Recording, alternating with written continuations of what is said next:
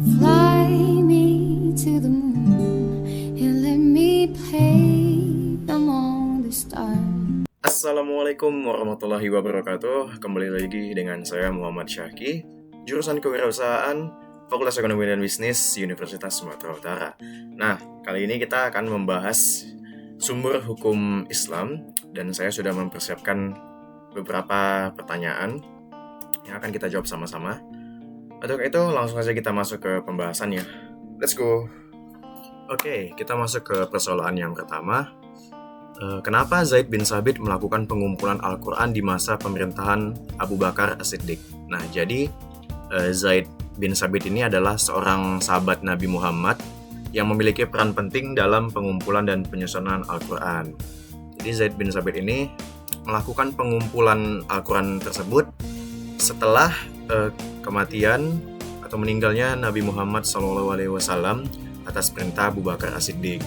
Tujuannya untuk apa? Jadi tujuannya itu yang pertama-tama adalah setelah wafatnya Nabi Muhammad SAW terjadi banyak pertempuran di wilayah Arab yang dikenal sebagai perang bid'ah, yaitu perang melawan pemberontakan. Nah, dalam perang tersebut banyak penghafal Al-Quran yang gugur. Jadi karena itu Abu Bakar sebagai khalifah khawatir bahwa bagian-bagian Al-Quran mungkin terlupakan atau hilang bersamaan dengan kematian para penghafalnya. Nah, lalu faktor kedua adalah pada saat itu mulai terjadi penyebaran Islam yang pesat ke berbagai wilayah di luar Arabia, di mana penduduknya memiliki dialek dan bahasa yang berbeda-beda. Jadi untuk memudahkan dan menghilangkan kekhawatiran agar Al-Quran tersebut pemahaman tidak kerancuan, maka disuruhlah Zaid bin Thabit tersebut untuk mengumpulkan fragmen-fragmen dari Al-Quran tadi, begitu teman-teman. Dan Zaid bin Thabit ini pun juga dibantu oleh para sahabat, dan mereka ini berkelana mengumpulkan fragmen-fragmen tersebut mulai dari berbagai sumber, yaitu mulai dari gulungan, potongan-potongan kulit, tulisan pada tulang-tulang, dan dari ingatan para sahabat yang masih hidup. Nah, jadi tindakan Zaid bin Thabit dalam pengumpulan Al-Quran ini sangat penting karena mengamankan teks Al-Quran dari kerusakan dan perbedaan, serta memastikan bahwa umat Islam memiliki akses ke teks Al-Quran yang otentik dan terpelihara sepanjang masa. Oke, jadi itu dia jawaban kenapa Zaid bin Thabit itu mengumpulkan fragmen-fragmen Al-Quran pada masa pemerintahan Abu Bakar As-Siddiq. Oke, kita lanjut ke pertanyaan yang kedua, adalah faktor apa saja yang mendorong penyalinan Al-Quran dalam bentuk mushaf di masa pemerintahan Utsman bin Affan. Oke, jadi penyalinan Al-Quran dalam bentuk mushaf pada masa pemerintahan Utsman bin Affan itu dipicu oleh beberapa faktor utama, yaitu yang pertama adalah pertumbuhan umat Islam. Nah, jadi selama masa pemerintahan Utsman bin Affan, wilayah kekuasaan Islam semakin meluas dan jumlah umat Islam juga meningkat secara signifikan. Hal ini menyebabkan kebutuhan akan salinan Al-Quran menjadi semakin mendesak agar bisa didistribusikan ke berbagai wilayah Islam yang baru. Lalu faktor kedua adalah perbedaan dalam qiraat. Nah, jadi masyarakat Muslim pada saat itu memahami bahwa Al-Quran telah diwahyukan dalam berbagai dialek Arab yang berbeda-beda. Nah, beberapa kelompok mulai merasa khawatir bahwa perbedaan bacaan atau dialek ini dapat menyebabkan perpecahan dalam pemahaman Al-Quran. Nah, jadi penyalinan Al-Quran dalam bentuk mushaf dikatakan menjadi solusi untuk menghasilkan teks standar yang dapat diterima oleh seluruh umat Islam tanpa adanya perbedaan. Begitu. Selanjutnya, resiko yang ketiga adalah resiko hilangnya salinan Al-Quran. Nah, meskipun banyak sahabat yang hafal Al-Quran secara utuh pada kala itu, Utsman bin Affan merasa perlu untuk mengurangi resiko hilangnya Al-Quran dengan membuat salinan fisik yang dapat disebarkan ke berbagai wilayah. Hal ini juga menjadi tindakan pencegahan mengingat beberapa sahabat yang telah hafal Al-Quran meninggal dalam berbagai pertempuran dan peristiwa setelah wafatnya Nabi Muhammad SAW.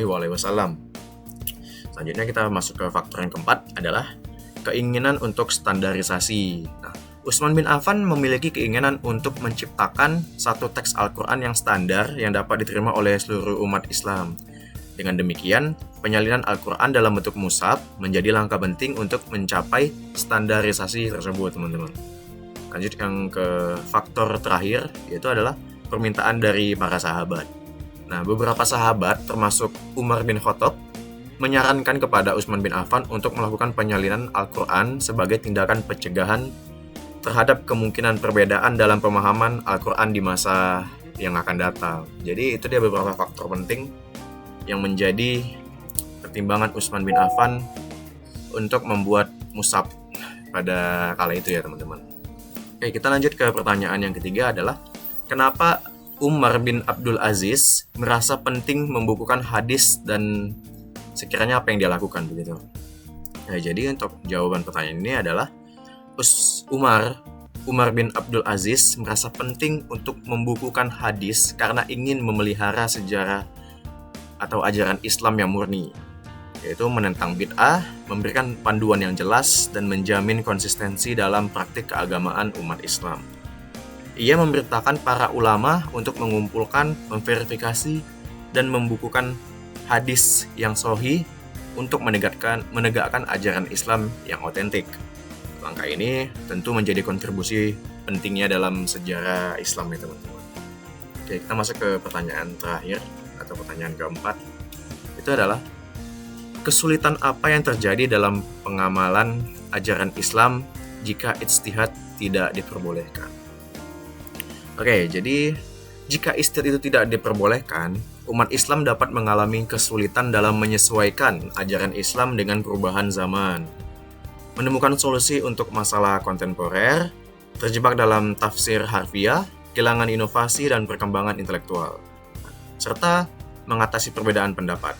Nah, ini dapat menghambat kemajuan dan relevansi ajaran Islam dalam kehidupan sehari-hari umat Islam. Jadi, ijtihad itu salah satu hal yang penting ya, teman-teman, dalam sumber ajaran Islam. Oke, mungkin untuk pertanyaannya sekian, teman-teman.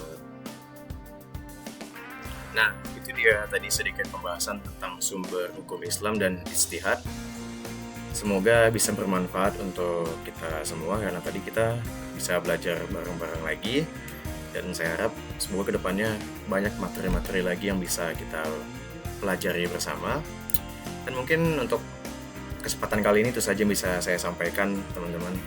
Terima kasih telah hadir di video kali ini. Saya izin pamit undur diri. Assalamualaikum warahmatullahi wabarakatuh. Jana.